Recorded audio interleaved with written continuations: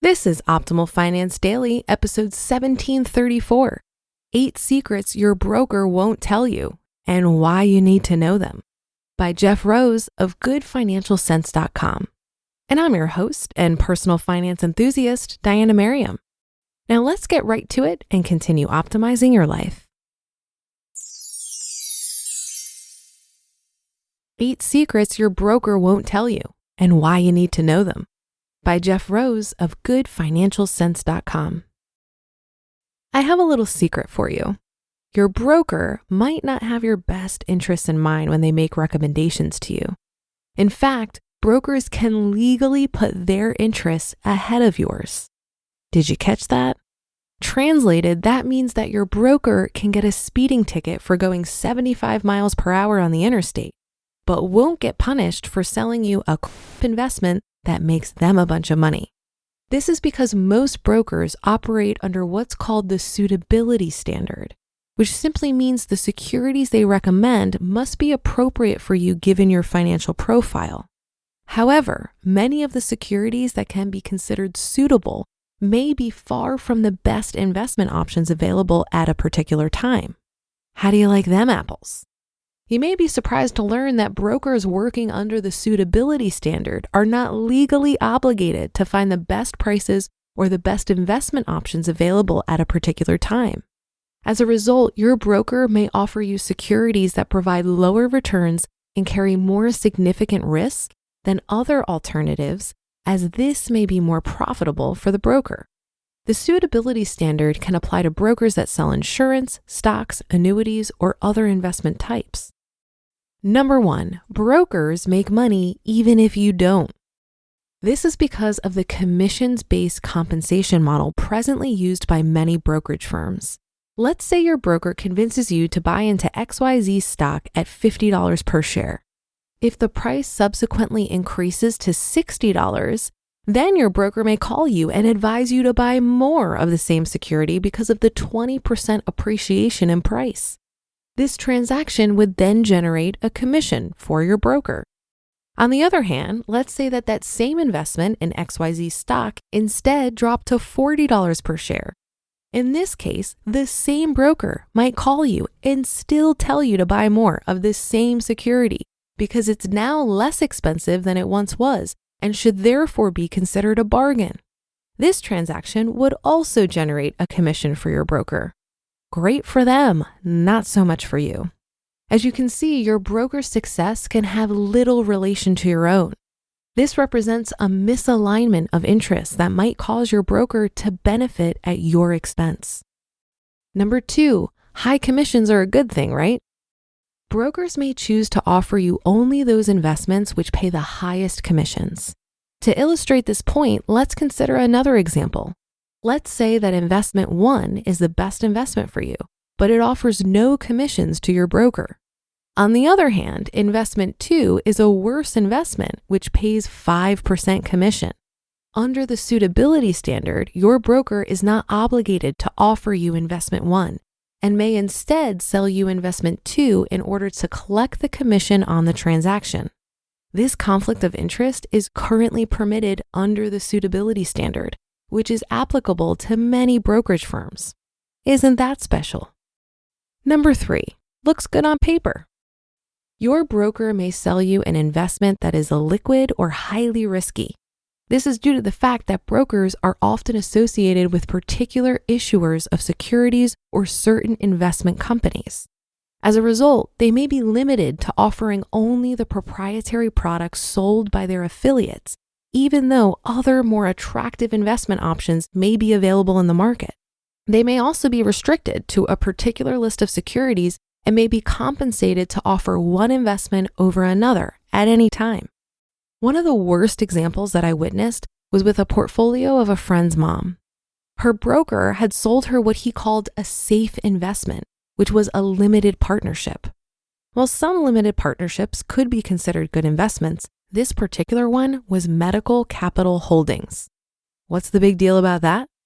Well, this particular limited partnership ended up being a fraud, and most investors lost everything that they invested into it. What makes the story even worse is that this particular broker thought it was suitable to put over a third of her portfolio into it.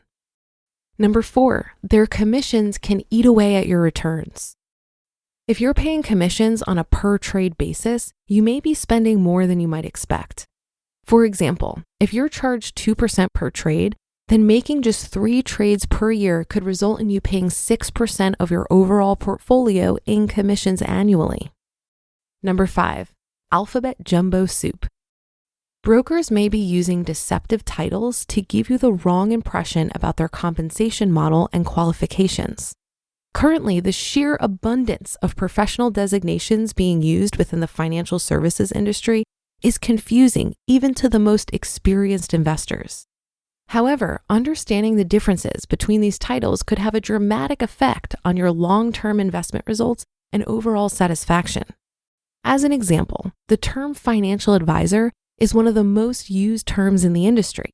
However, many of the individuals using this title are salespeople looking to meet quotas by selling financial products.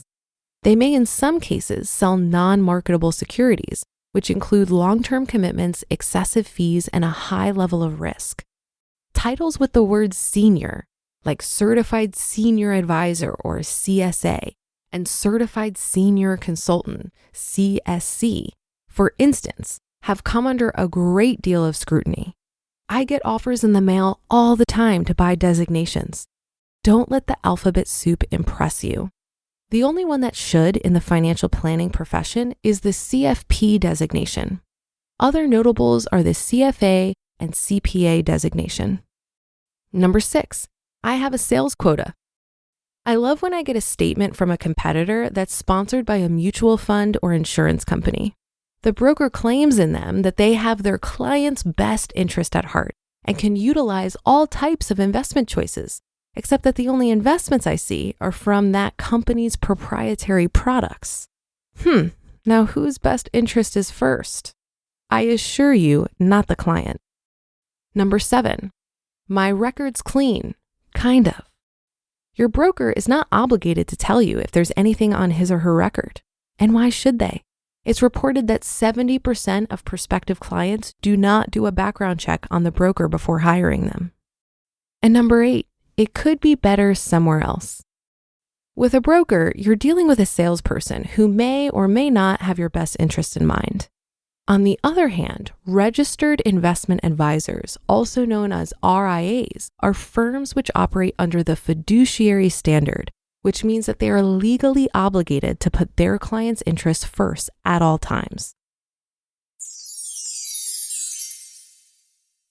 You just listened to the post titled 8 Secrets Your Broker Won't Tell You and Why You Need to Know Them by Jeff Rose of goodfinancialsense.com. Look, 2020 has proven to be the year of many things. But if you own a small business, this could also be the year you switch to better payroll. Gusto wasn't just built for small businesses. It was built for the people behind them. Their online payroll is so easy to use. Gusto can automatically calculate paychecks and file all of your payroll taxes, which means you have more time to run your business. Plus, Gusto does way more than payroll. Gusto helps with time tracking, health insurance, 401ks, onboarding, commuter benefits, offer letters, access to HR experts. You get the idea. It's super easy to set up and get started. And if you're moving from another provider, they can transfer all of your data over for you. It's no surprise 94% of customers are likely to recommend Gusto. Here's the best part. Because you're a listener, you get 3 months totally free. All you have to do is go to gusto.com/OFD. Again, that's gusto.com/OFD. And I'm telling you, you're going to love Gusto. Get started today. gusto.com/OFD. While I really do enjoy articles warning about the downsides to working with brokers and financial advisors, I've also come to realize that not everyone has an interest in managing their own investments.